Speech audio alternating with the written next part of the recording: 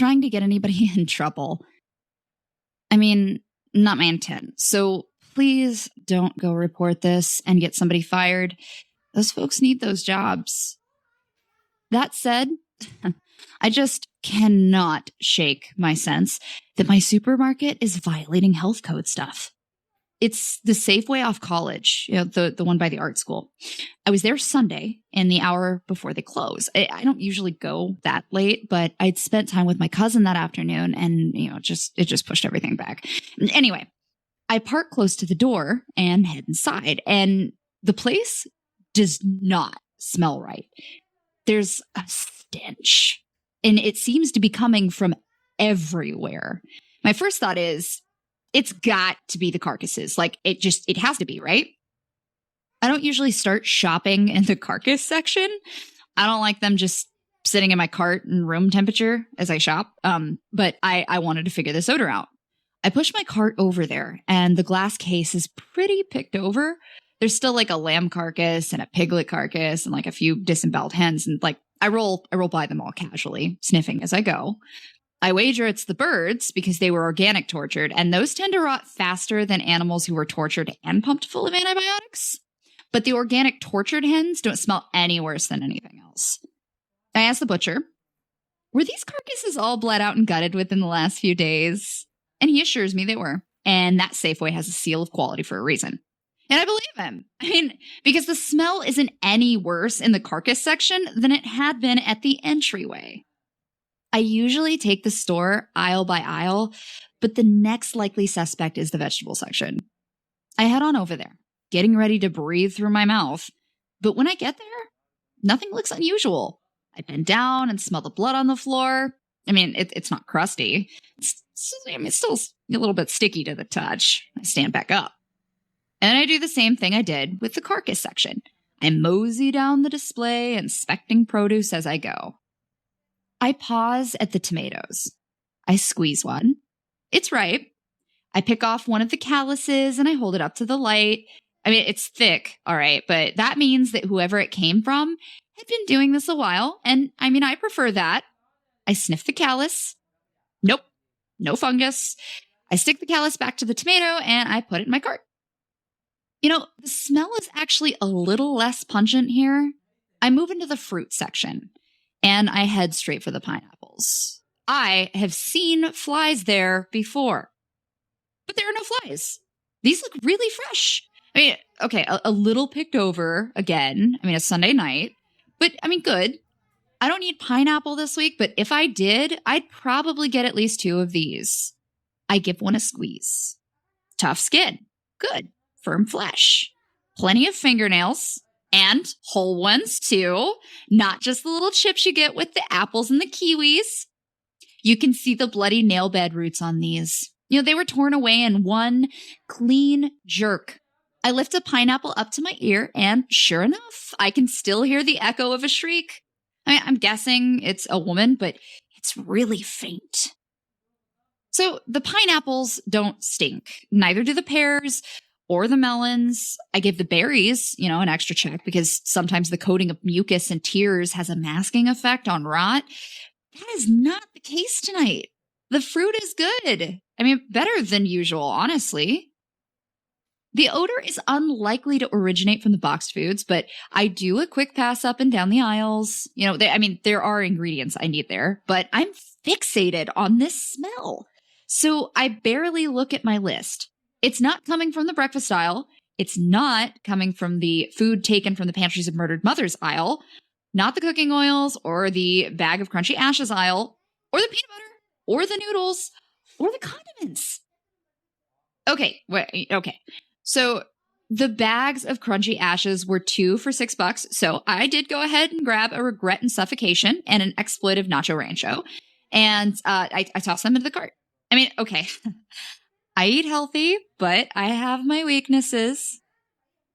I'm almost ready to ask an employee where the smell is coming from when it becomes obvious to me. I mean, it's the frozen food. Like I said, healthy eater. I don't shop in frozen foods. I don't know which foods are the likely culprits. So I follow my nose down the long line of freezers. Frankly, I'm pretty grossed out just looking at these meals. I mean, who eats this shit? Anus meat poppers? I mean, what? I grabbed that one out of the freezer and turned the box over.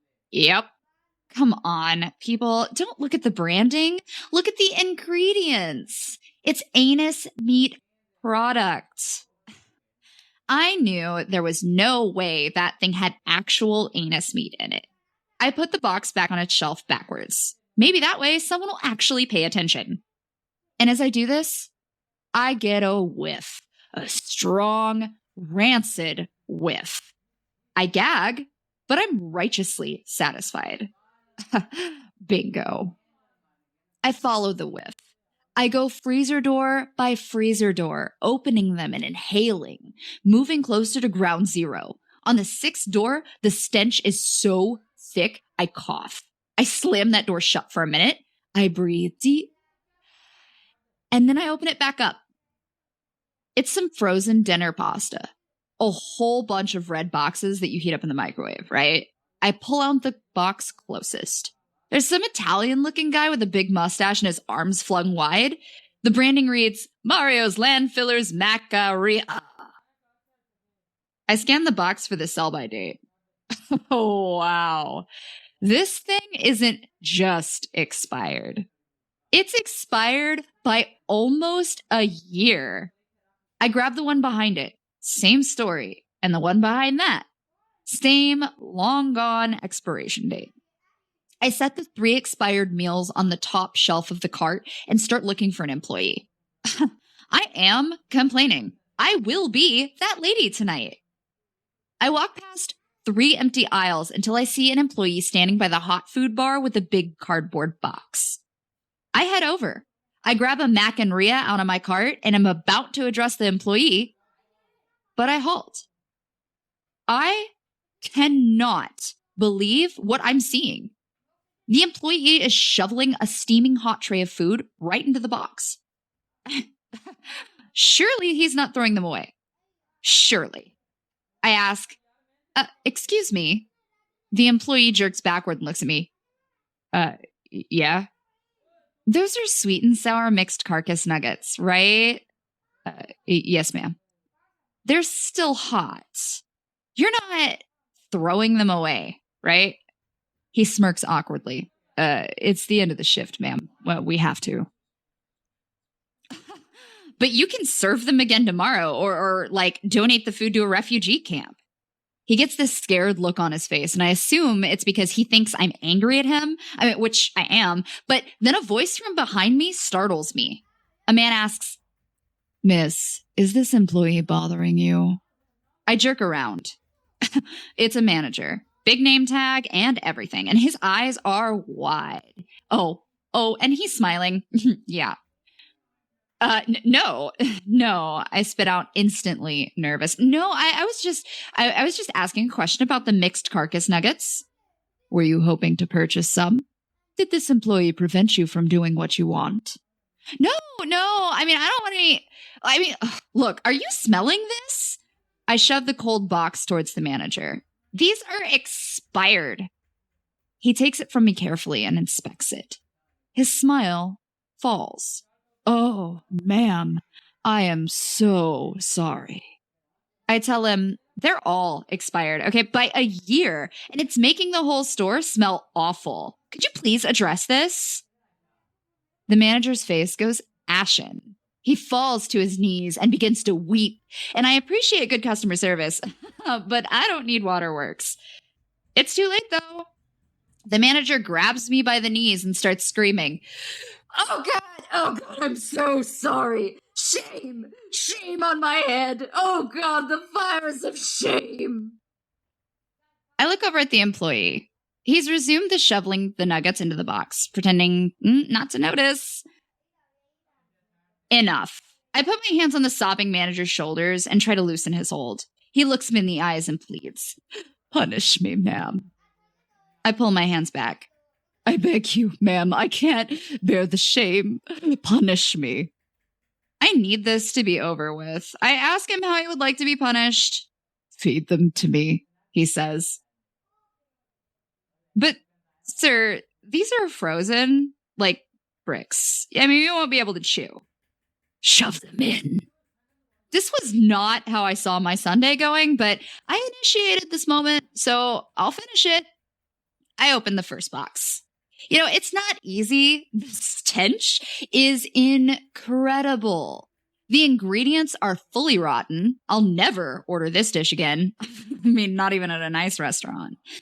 Also, his mouth rips, like, a lot. There's blood. A couple of other shoppers start pausing to watch, but after about 10 minutes, I managed to get the 3 umber blocks into his esophagus. Well, I mean, but, it also ripped, but that's okay. I offer to help him to his feet or, even breathe into his mouth a little, but the manager firmly refuses any aid. Me and the few other customers watch as he struggles to survive, and, when it's clear that he's died, we all clap politely. Oh, thank God. The employee has good customer service instincts. He breaks the mood with, "Ladies and gentlemen, to thank you for your trouble, anything in the hot food bar is on the house tonight. Please enjoy." The small crowd cheers, even me. I mean, I don't want any hot carcass tonight, but I'm clearly the only one. The other shoppers swarm the hot food bar, laughing, packing their go-to boxes with steaming chunks. The employee approaches me once more and says, Thank you for informing us, ma'am. I'll see to it that these mac and Rias are swapped out." Thank you.